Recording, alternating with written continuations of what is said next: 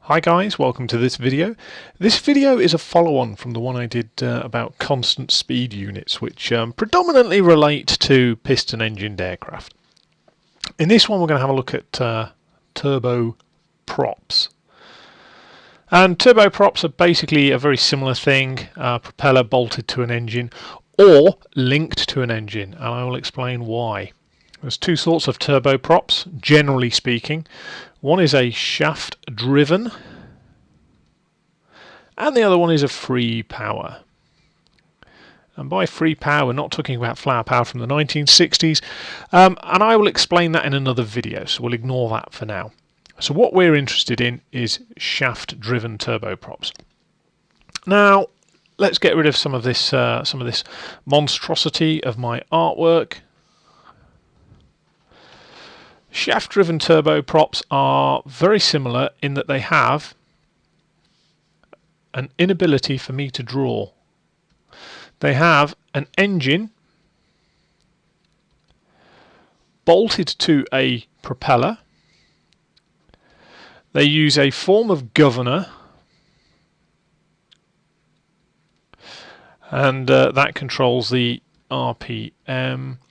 And just to simplify things, let's go back and look at the controls, and this is in relation to a piston-engined aircraft. You had the first one was the throttle, which controlled the carburetor stroke fuel injection, and your measurement of power was the manifold air pressure, i.e. the air pressure entering the fuel system. Whether it be fuel injection or carburetor is largely irrelevant. Your second lever was the blue one, which is your prop, and that generally controlled your RPM setting for the engine and therefore your efficiency. People have likened it to the gear you're in a car, but it's a bit more, it's not quite that straightforward. And then the final one in a normal piston-engined aircraft would be your mixture. So that's where we're at, and to recap what would happen. So we've got our throttle engaged to our engine, and we would have our prop mixed to the governor. So there are your two real controls. The mixture we'll forget for the moment. So what would happen is you'd be flying along and your RPM would be set at, let's say, circa 2400 RPM, so 2400 revolutions per minute. So what would happen with the throttle? You would increase the throttle, the RPM would try to increase, but the governor would go, nope, no increase for you, my friend. So change the pressure in the oil line.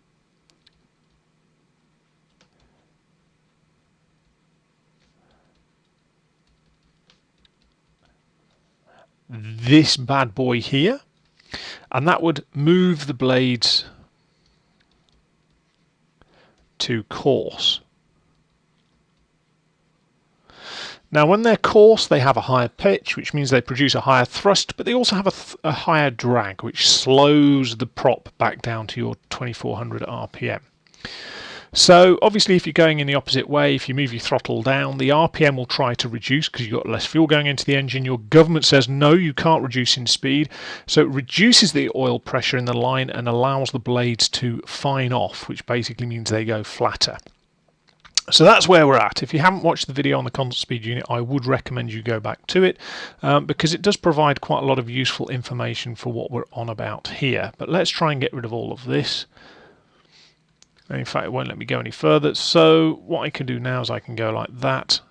We know what a prop is and all that kind of blah. Get rid of that. We'll get rid of that. In fact, we'll leave that there for the minute. We know what an engine is, and I'll get rid of the throttle. Don't really need that. Okay, so this is what I was on about in terms of this oil line. Let's get rid of that.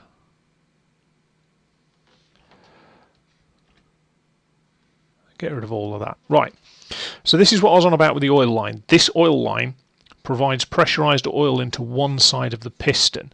What's not drawn on here is the cunning system of levers and pulleys that link this piston, that link this piston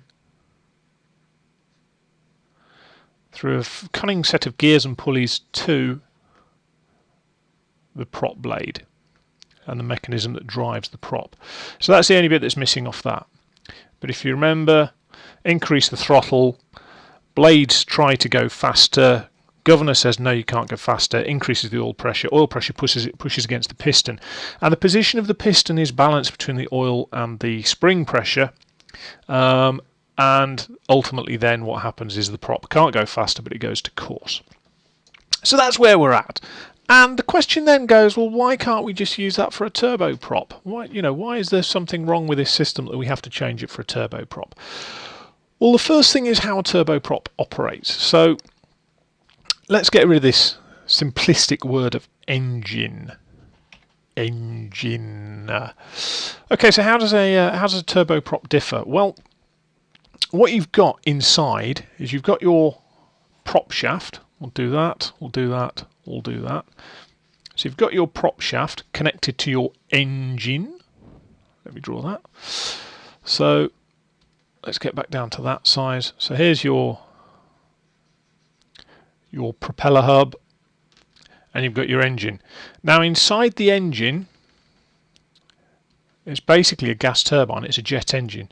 So you've got a set of compressor blades, you've got a set of turbine blades, you've got combustion chambers, and what happens is the air goes through the same process as a combustion engine. It goes through suck, squeeze, bang, blow. Now the easiest way to think of this is to start with the bang. So you've got fuel and air in your combustion chambers and they go bang. The air wants to go out of the engine. The only way it can go is out this way because of the way the engine works. So bang there, it goes out that way, and what it does is it drives this set of blades here, and this set of blades is the turbine. Now in a jet engine, this would be your thrust. But we're not a jet engine, we've bolted a propeller to the front.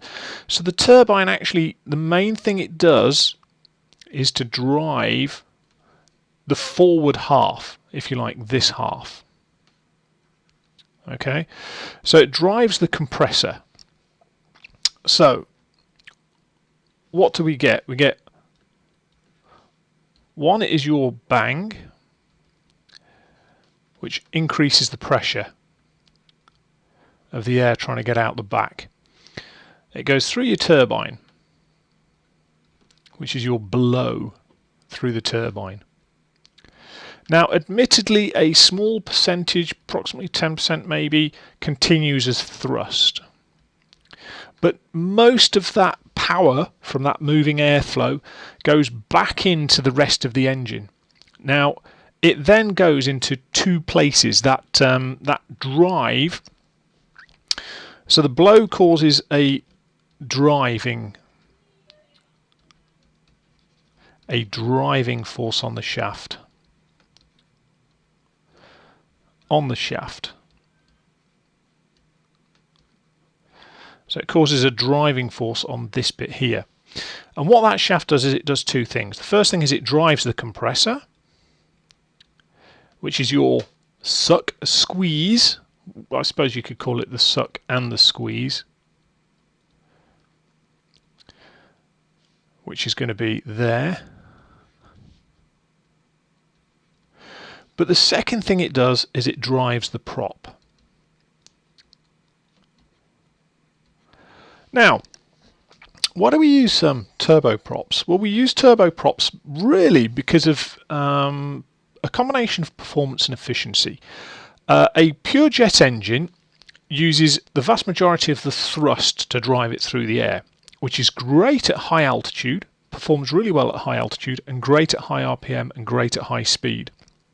But they're fairly slow to accelerate on a runway. They're not particularly great in terms of slow speed operations or short takeoff operations. They take a while to get up to speed. If you ever see a video of something like a 707 accelerating for takeoff for V1, it takes forever. You know, you could measure it in calendar days. If you see a turboprop, very fast acceleration, very quick to get off the ground, can have a very steep climb angle initially, which makes it great for short field operations. The difficulty is that it's not particularly great at high altitude, because at the end of the day your thrust is still coming from the propeller rather than the actual exhaust of the engine. 90% of your power is absorbed by the turbine and goes back in to drive the two main components at the front. One is the prop, one is the compressor. Now, let's have a think about some interesting elements of this. We've got all this energy going to the front half of the engine.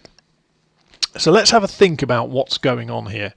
These are some very rough figures. I've drawn a couple of these out of sources on the internet.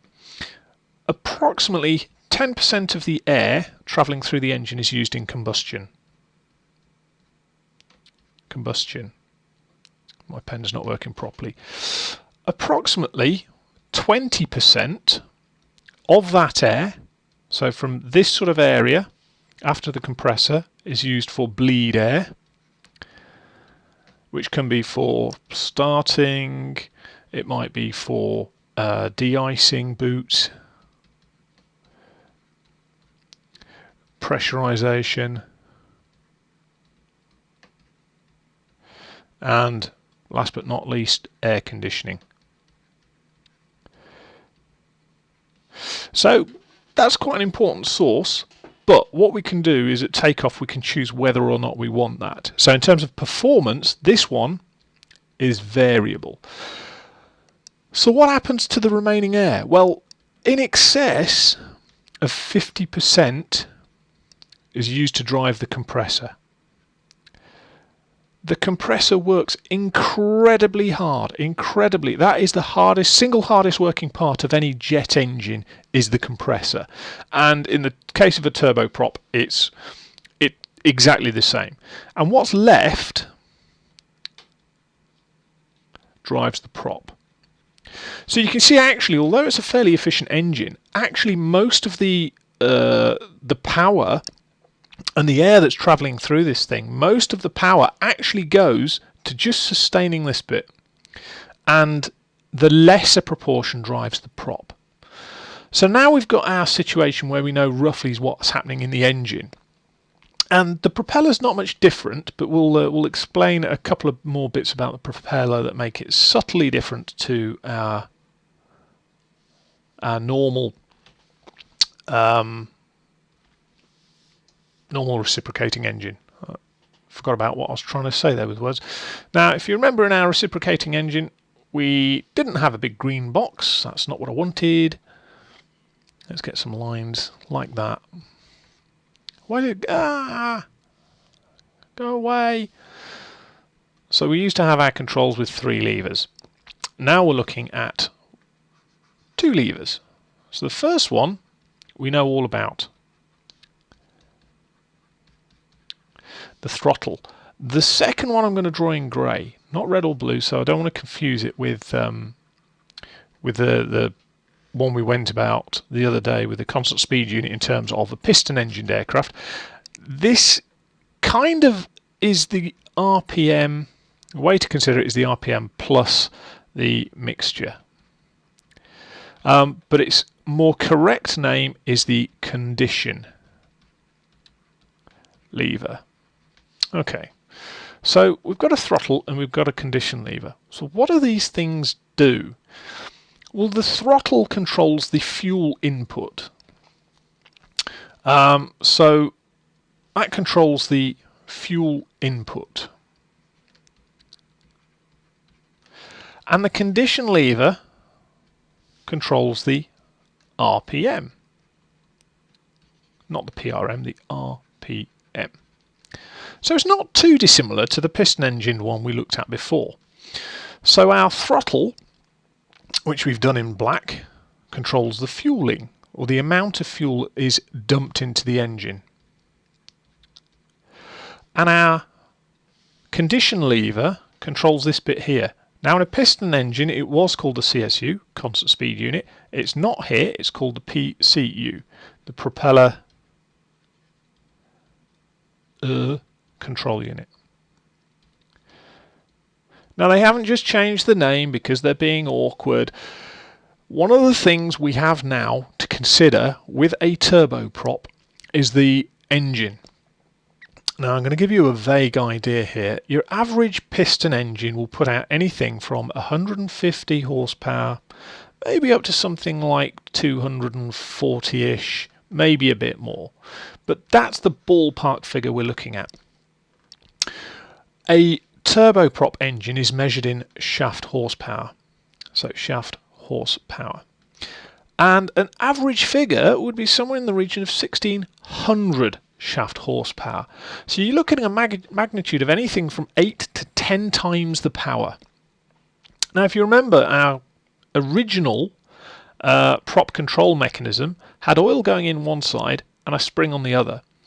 With 1600 shaft horsepower, the forces, huge forces, far too much to balance oil on one side and spring on the other. So what do we do then? Well, we redo it. We do it a different way. I'm going to use this little tool here. Let's remove our spring. Let's take our spring out of the equation. Why are you not deleting? There we go. Let's remove our spring out of the equation. No, I don't want that colour. I want that colour. So we've taken our spring out of the equation. And we get what's called a dual action or a double action prop. And what we have now is we have a different oil feed. So we've got two oil feeds going in. And what we can now do is we can balance the position of the piston using two different oil feeds. And this basically means A, we have better control, but B, we can drive the piston in both directions. That means instead of relying on a spring to feather the prop, we can drive the prop to a feathered condition. Now, this is quite important because there comes into play another bit of the prop mechanism that's quite important here. And that's part of the prop control unit, is to provide a system called auto feather. Now, as I say, they're all different bits linked in together, but what you now have is you have two oil lines going to the prop, which act on each side of the piston, and what you have is a dual action prop which can drive the prop instead of relying on one oil line versus a spring to move the prop. What you now have is two oil lines going to each side of the piston, and that means you can have a positive force moving the piston in each direction, and therefore through your cunning system of levers and pulleys, moving the prop between its coarse and fine positions. That means that you can control this bit here, the huge forces on the propeller. The spring and single-sided piston just could not control 1600 shaft horsepower of drive going through this. If you like, what would happen is the engine, if you put more fuel in, the engine's so powerful it would just overcome the system completely and it would just overwhelm it. So we've got a very similar system. We throw the fuel in, the fuel then turns around and says, more fuel into the combustion chamber, more bang, more power goes through the turbine at the back. More power through the turbine drives the compressor, if you like, that cycle continues, and drives the propeller. The propeller wants to speed up, but the prop control unit says, no, you can't speed up. What I'm going to do to stop you speeding up is I'm going to coarsen the blades. As a result of coarsening the blades, we get more thrust. So let's just kind of summarize that. Really, I suppose, is the best way of describing it. So let me get to this. We're going to do it in a horrible puce purple. So we increase fuel via the throttle. That bit over there. So increase fuel via the throttle. That means we've got more bang in the combustion chamber. That means we've got more air passing through the turbine. That then goes back, and it goes back to drive the compressor more. So that's the first half of the air. The second half of the air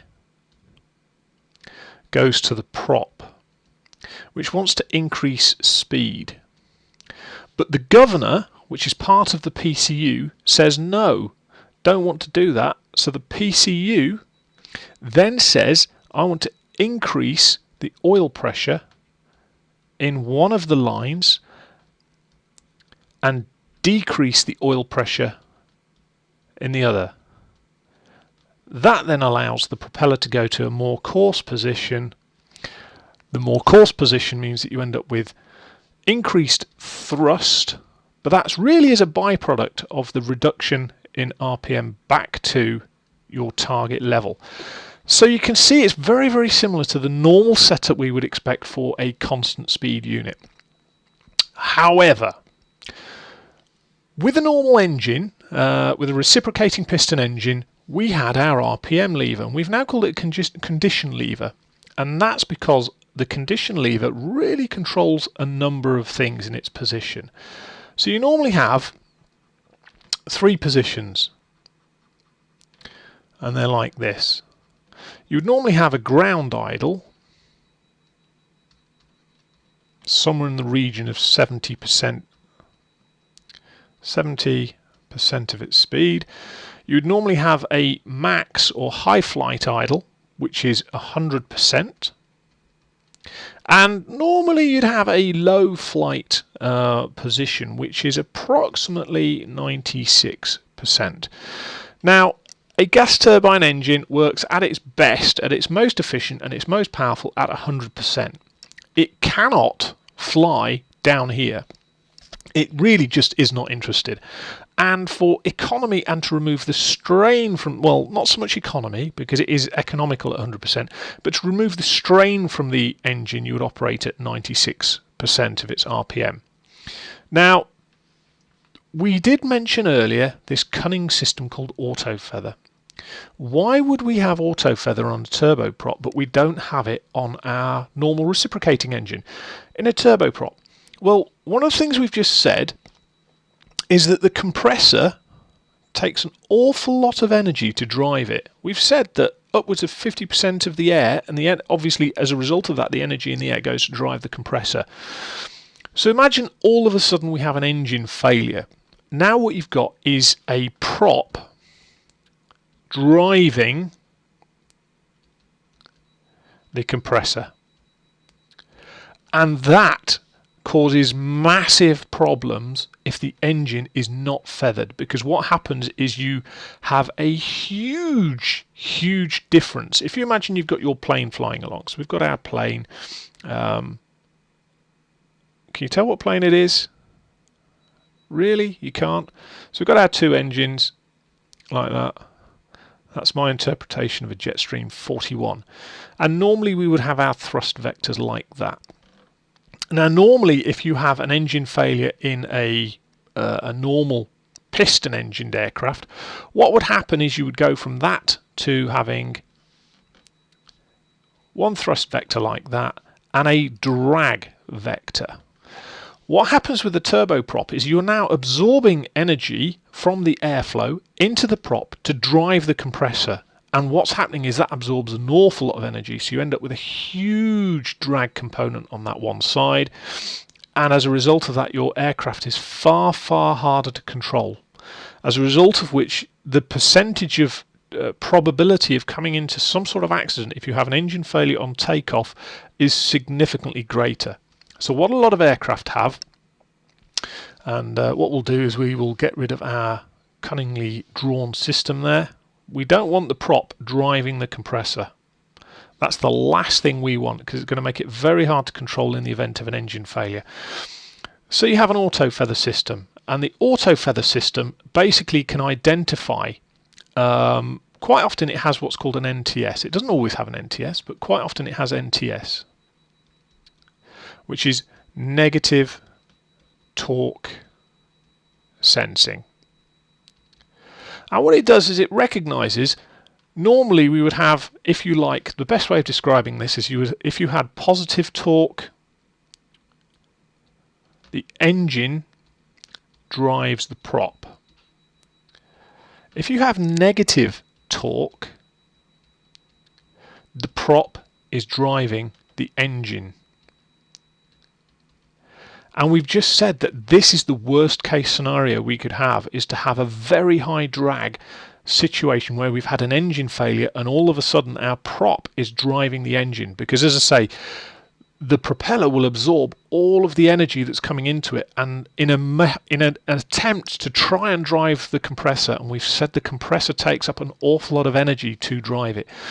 So the negative torque sensing, which is there in a lot of engines, a lot of the really old engines, such as on the darts for example, don't always have auto feather, because they don't have the technology always. Some do, some don't, but a lot of the very old turboprop engines don't have the technology for an auto feather, so you would have to manually feather the engine, and what you will normally see is a big button high up on the coaming of the panel, which will just have a big word auto feather, or feather generally.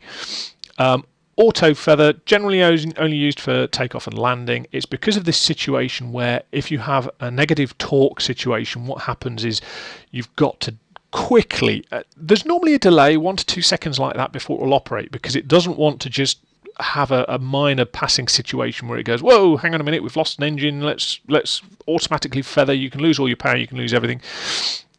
The fundamental thing here is that there is a delay built in so that it confirms you have a difference in torque. You've gone from your positive torque to your negative torque, and in identifying that situation where the propeller is then driving the engine, which is a bad thing, it will then automatically feather the blades. How does it feather the blades? It uses the dual acting propeller, and as part of that, for the blade feathering mechanism, it will have an electric pump. So as long as you've got electrical power, and generally it will be part of your emergency buzz bar, but as long as you've got electrical power, you have the ability to feather that engine. Now you can still manually feather an engine. The engines still have the ability to be feathered by the pilot if they wish or not, but fundamentally that's the whole principles behind the turbo shaft turboprop engine. Okay, so what we'll do is I'm going to boot up the Jetstream 41 or 4100, and we will have a look at a few of the bits to do with this. Hi guys, and welcome to the cockpit of the PMDG Jetstream 41 or Jetstream 4100. And this was the first PMDG aircraft I got. It's still available. I think they might even be updating the installer for P3D. And FSX Steam. This is an FSX Steam, by the way. I've just basically installed it straight in, and it seems to have gone in without any significant problems. The only thing I've had to do is there's a specific font that the GPS needs, and if you don't have that font in the right place, then it doesn't work. It just doesn't display the right things. But once that's in place, it seems to have worked fine. So, welcome to my Jetstream 41. It is one of my pride and joys. I absolutely adore flying this thing. It's very enjoyable to fly, and I have to say, if you want to fly a turboprop, I think really for me it's between this and Majestic Dash 8. They're both different though, so let's turn the nav lights on. So let's put some ground power on. Bling, bling, bling. Captions and warnings. What we'll do is we'll just silence all that for the minute.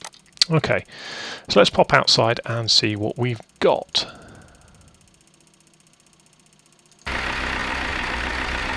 Okay, now the wise ones amongst you will have noticed there's a difference between the port and the starboard engines, and the difference is as follows.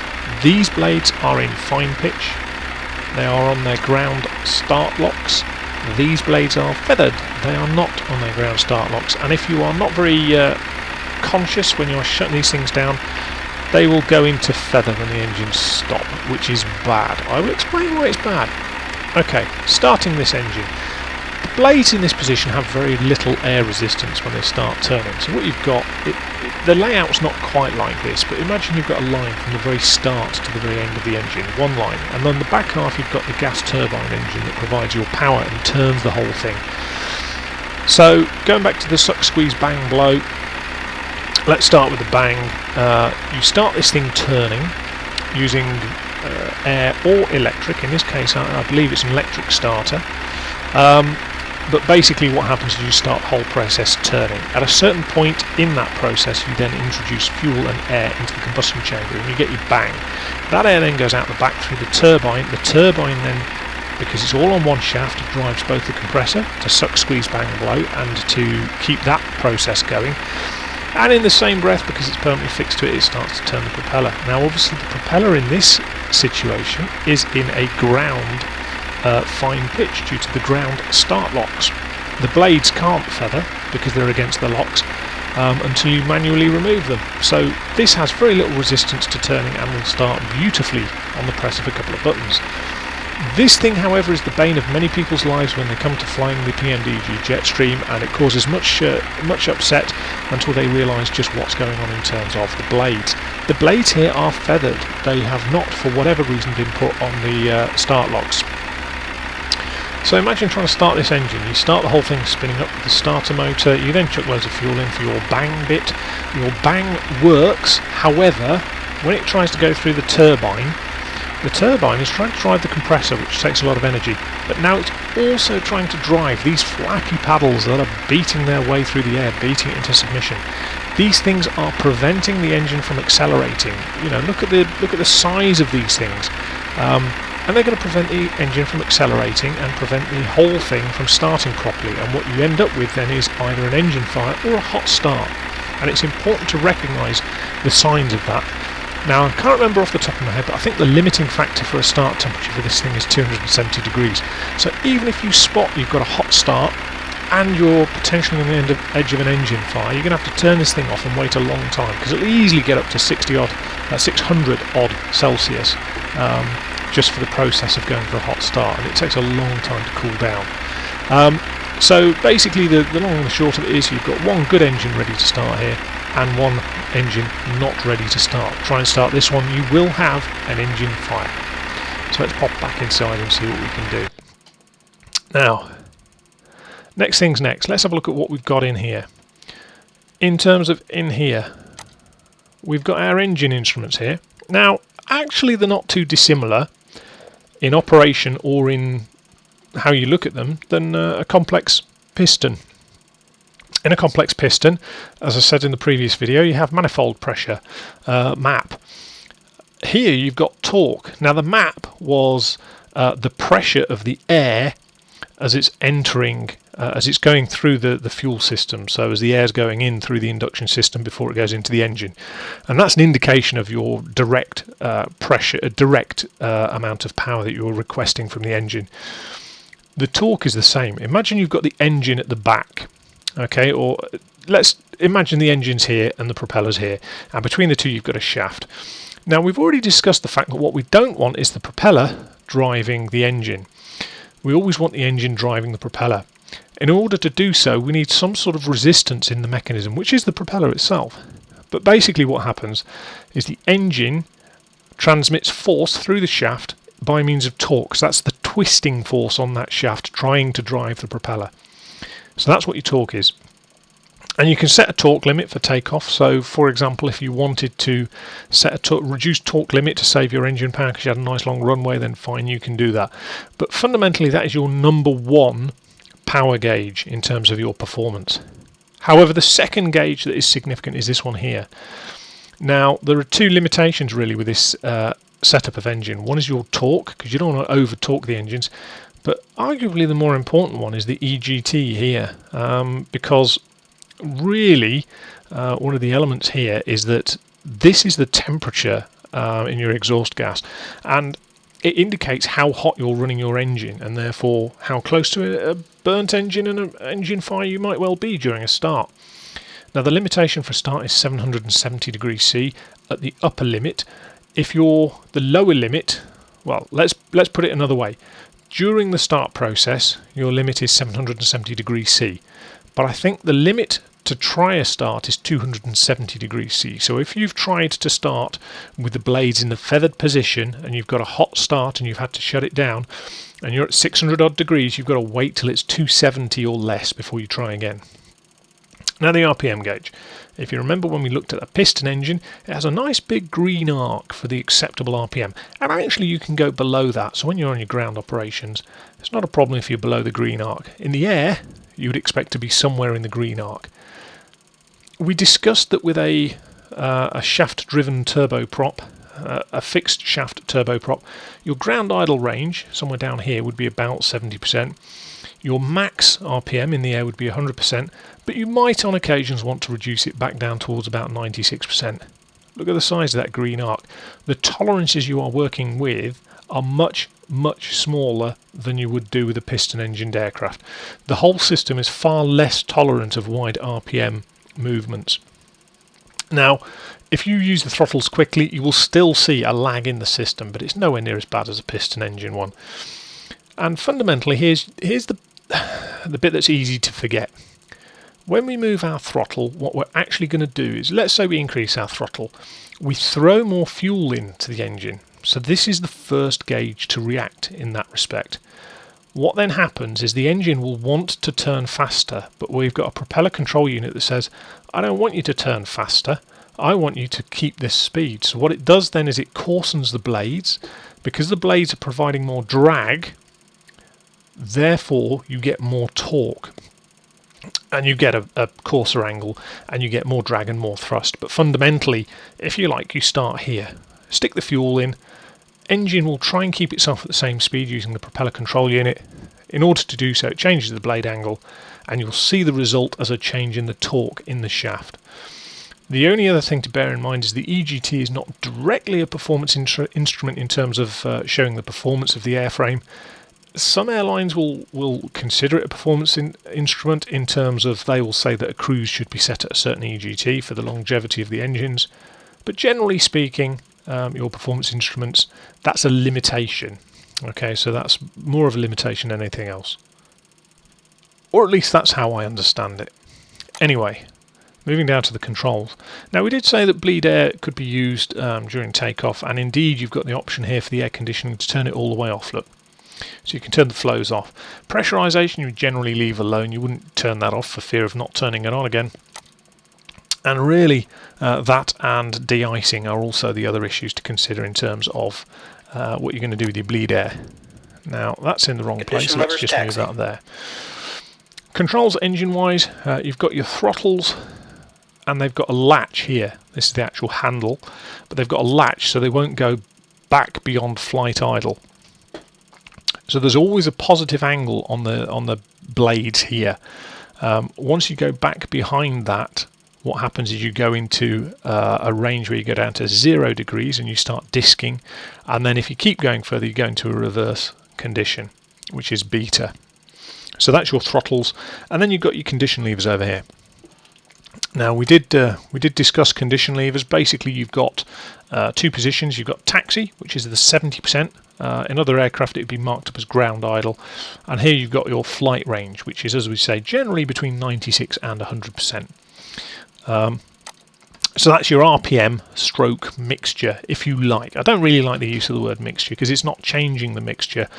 It will change the RPM fundamentally, and if you like, the fuel computers manage everything to do with the actual fueling, the fuel-air ratio.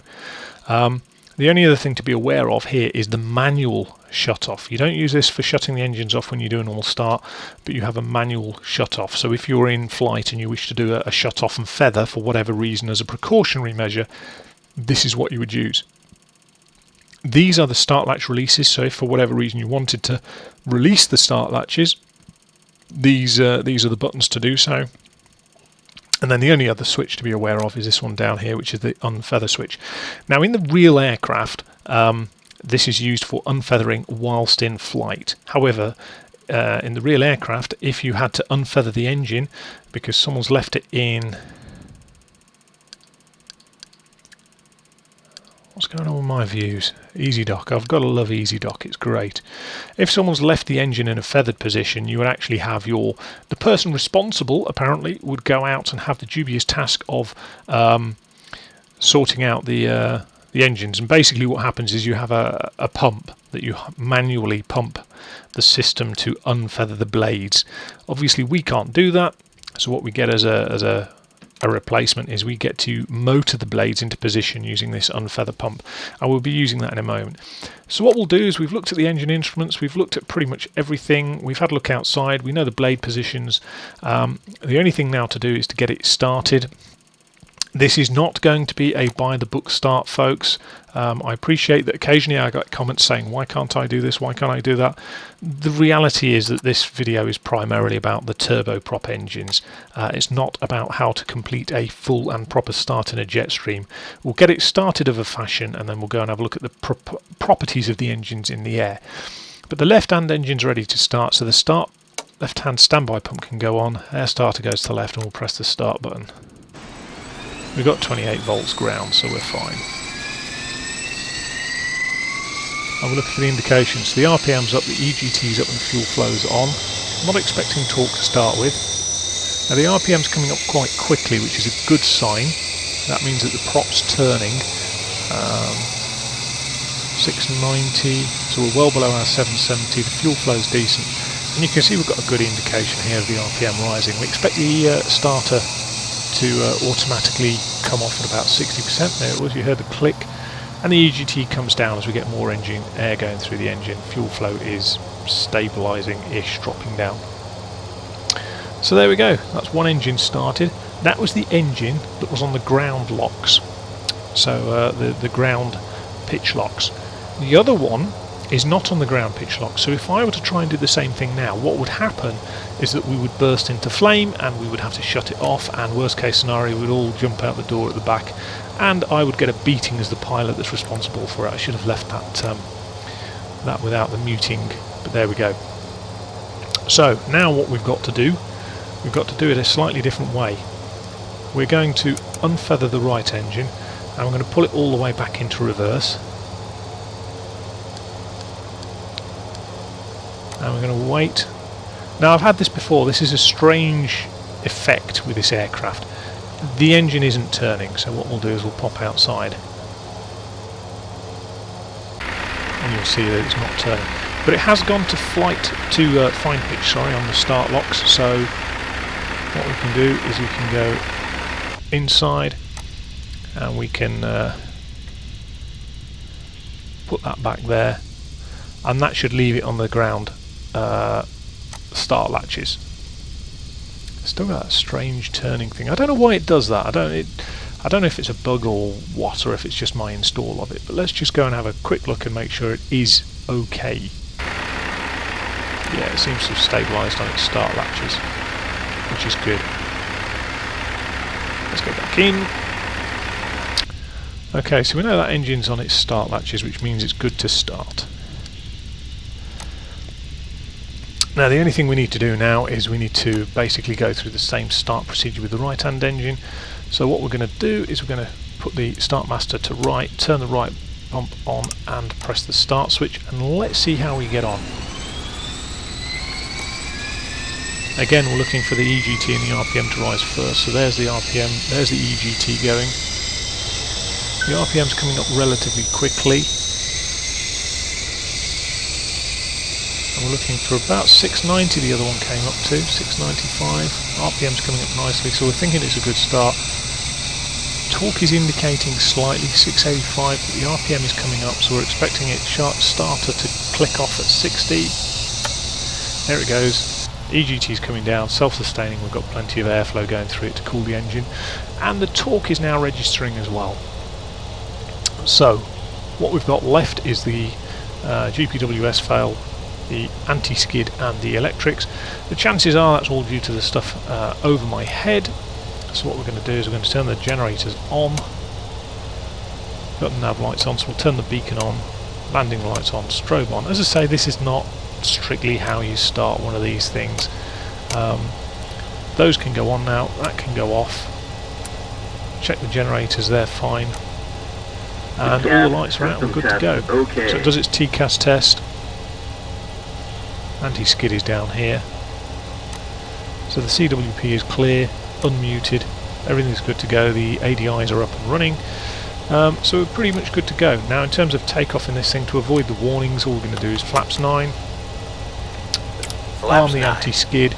What we now need to do is, if you remember, we've got the start latches still engaged and we're at 70% ground idle. So for the start latches, we need to bring these back, and if I've brought them back far enough, you've got to be careful with this because it has a tendency to overtemp. Didn't bring it back far enough, so we'll do this one again. Start locks removed. There we go. Now we need to get these up to a flight position, so Control and F3 brings all the propellers all the way forward. Condition levers flight. Now, a couple of things to be aware of. Start latches don't come up in a takeoff config check. That's parking brakes, that's alright. But the start latches do not come up in the takeoff config check, so what happens is you can quite happily be trying to run down the runway and it just won't come off the start latches, it won't go course. The second thing is that you've got to be careful that you've gone out of your ground range of taxi and you've gone into your flight range. In fact, what we'll do, we'll go back to condition levers taxi. And you'll see what's going on with the instruments here then. Right. So what we've got in terms of instruments, we've got new EGT limit, by the way, because both the engines are started. You can see the RPM stable at 72. So what I'm going to do is I'm going to mess with one of the throttles, I'm going to bring the right throttle up. You'll see the torque is increasing, so let's go through the process. Increase the throttle, more fuel in, RPM needs to stay the same, so the propeller control unit goes, you know what, I'm going to increase the blade angle. I'm going to coarsen the blades to try and keep the RPM the same. So bigger biter there, more drag, slows the blades down.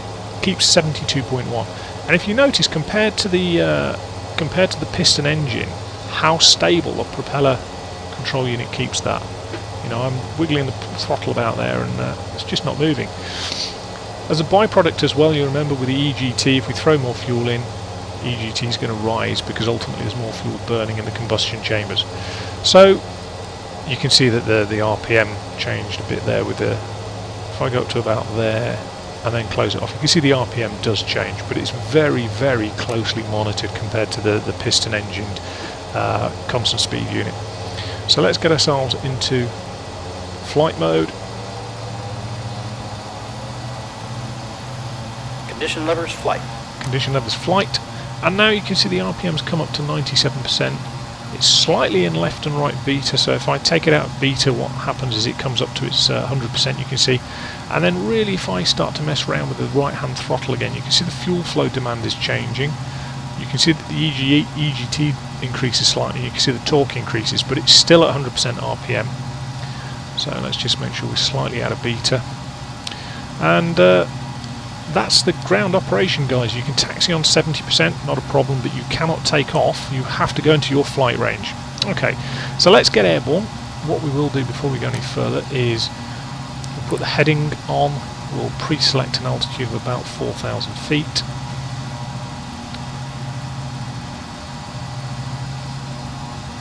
So that I can demonstrate the engines without flying around too much. We'll pre-select heading and ACEL. And yeah, that's pretty much it. Don't need the yaw dampers on or the autopilot. So the brakes are off. Increase the power now. As we increase the power, you can see the fuel flow goes up, torque goes up as we're taking bigger bites, EGT's going up, but the RPM's stable. So let's get this thing off the ground. Now remember, we've got two limits that we're really focused on here. One is the EGT, the other is the torque. Takeoff power set. 70 knots. And we're running quite close to our torque limit there, so let's go back a bit. I've got no V-speeds or bugs set on this, so we'll just climb out as we see fit. Probably about 125 to 130 would do us. Easing back on the controls. Oh, it must be heavy, I've probably got quite a heavy load on this. Two indications of positive climb. Rate of climb. Gear up. Gear up. So let's select vertical speed, yaw damper autopilot. Relax the controls, all is well, and we're climbing away. And all the engine instruments are good. Now what you can see is as we're climbing, our torque is relaxing a little bit, so it's one of the things that's present with the turboprop is as you climb, you will find that you can actually use more and more power, and you can increase the power as you climb. So it's common to piston engines as well, but there we go. So we can actually climb a little bit more. In fact, what we'll do, we'll go to not altitude, vertical speed, indicated airspeed is what we want.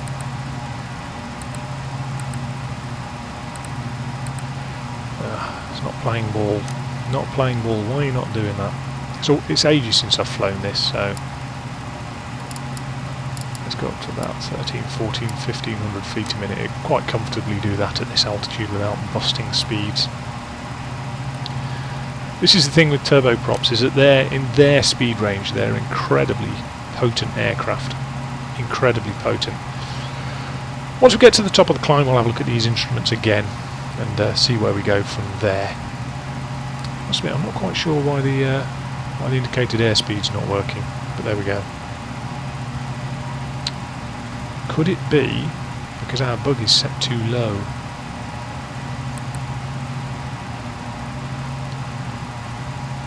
And therefore it's bound to be because of this.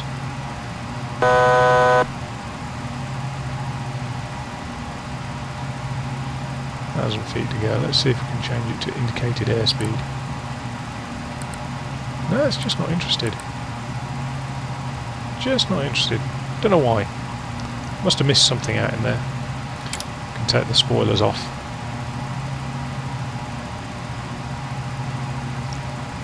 Okay, so let's just wait for ourselves to get level. What I will do in the meantime is I'll turn us round to the right. What are we on? We're on about 050.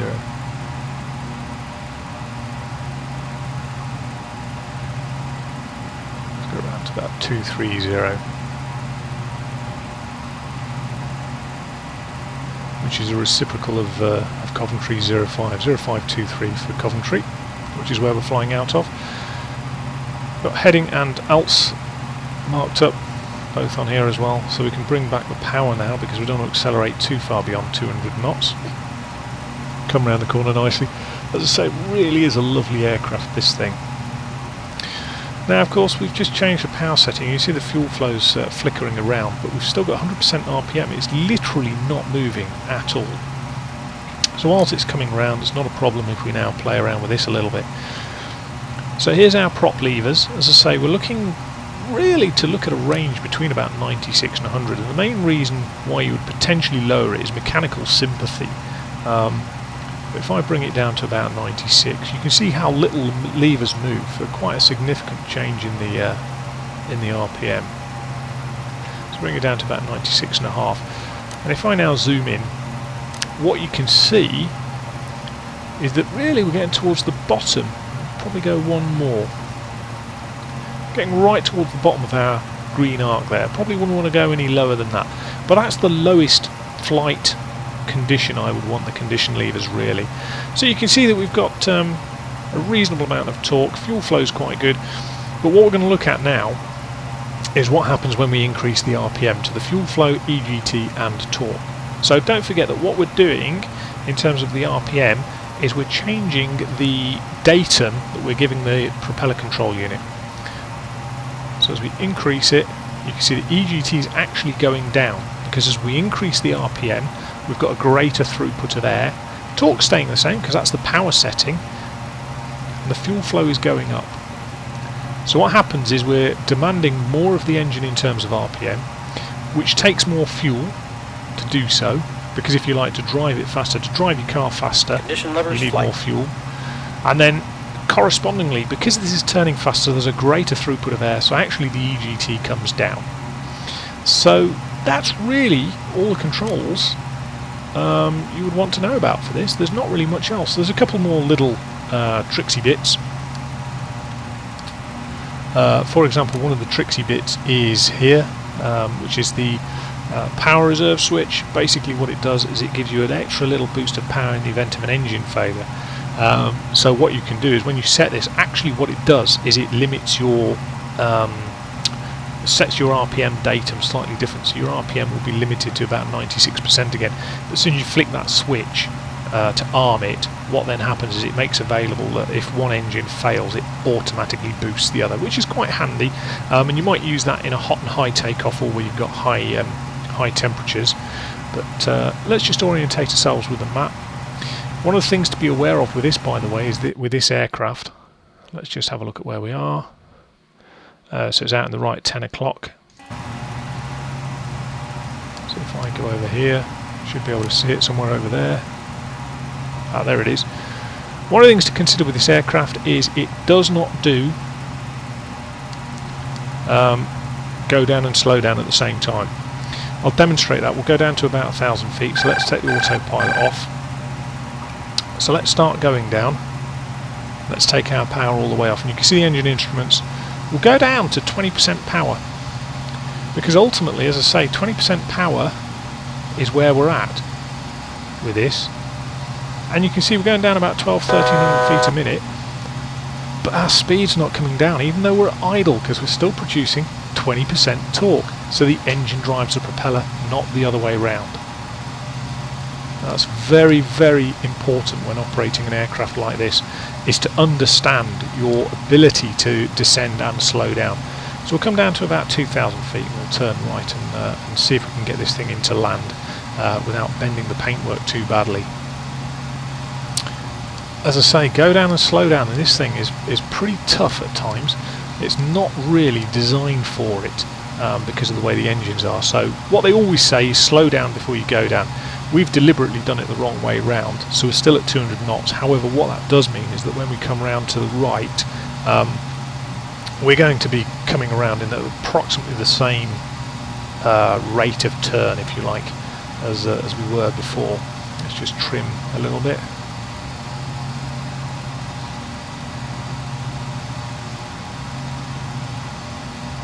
Make sure we're flying in balance. Probably only need about a 20-degree angle of bank, if that.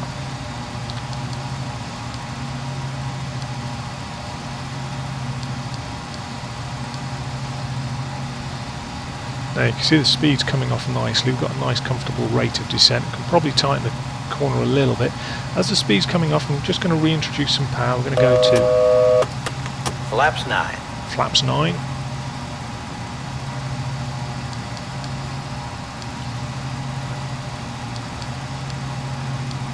Now we've got one red and, well, it looks like one red. We've got at least one red and a couple of whites in there, so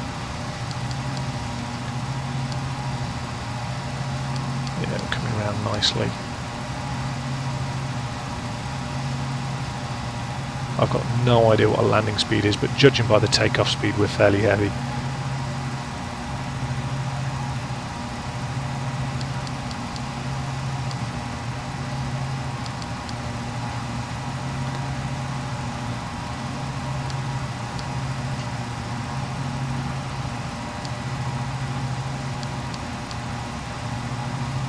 Quite high at the minute. Yeah, there's the whites to show it.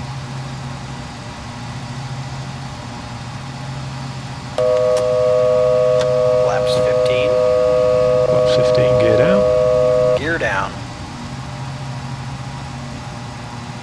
I have to say, this is a really nice aircraft to hand fly. If anything, we need to increase our rate of descent quite markedly. We're on a 3-degree glide slope, but we need to be down lower than that. Take full flap. Flaps 25. Offline, but we can recover. One of the things that irritates me, I've yet to do it, is you can do some tree pruning apparently, but you'll notice that short of the threshold here, it doesn't really exist in Coventry in real life, but FTX England has decided to put a load of trees short of the threshold, which is, you know, it's great. It's a bit of a pain, but there we go, it's great. We are coming down nicely, recovering glide slope. It wasn't a particularly good circuit by me, to be honest. 140 knots is probably about right with the speed that we had to make to come off the ground. Bit of trimming.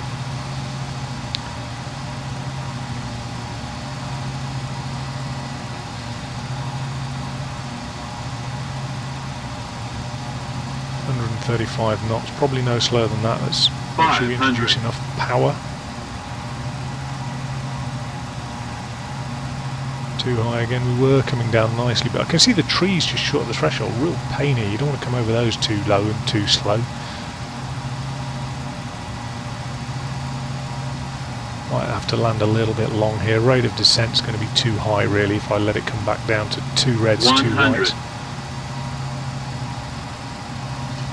50, 40, 30. Oh, land on centre line. 10. And we're down. And then the other thing to remember with turboprops is their ability to go into reverse thrust. 70 knots. And again, below 70 knots, you need to take your thrust reverse off, because ultimately thrust reverse is great at high speed. It's absolutely appalling at low speed because you have the risk of ingesting lots of rubbish into your engines. That's why you get the call of 60 or 70 knots. Likewise, your brakes are pretty ineffective at high speed because the airflow going over the wings means that you've still got lift. Even if you're planted on the ground, you've still got lift. Consequently, what that means is that you end up with a situation where actually you haven't got enough weight on your wheels to make maximum benefit of your brakes, and you do have the problem that your brakes just aren't effective at that sort of speed. So we'll just get off the runway so we don't end up interfering with the AI. So there you go, guys. That's usage of turboprops with a fixed shaft turboprop. At this point, of course, one of the things you now want to do is you now want to clean the aircraft up. So get the flaps up. Condition levers taxi. Get the condition levers back to taxi. Now in terms of shutting it down, Flaps up. I am going to go through shutting it down, so let's put the parking brake on. Let's turn everything off that we need to turn off, make sure that that's off. Turn everything off that needs to come off before we stop. So leave all that on, strobe light can come off, landing lights off, all that's already off, all that's already off. We're going to turn the avionics off,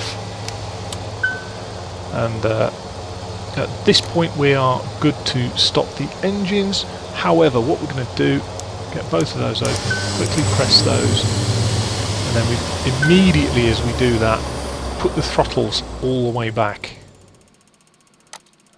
And then once they stop turning,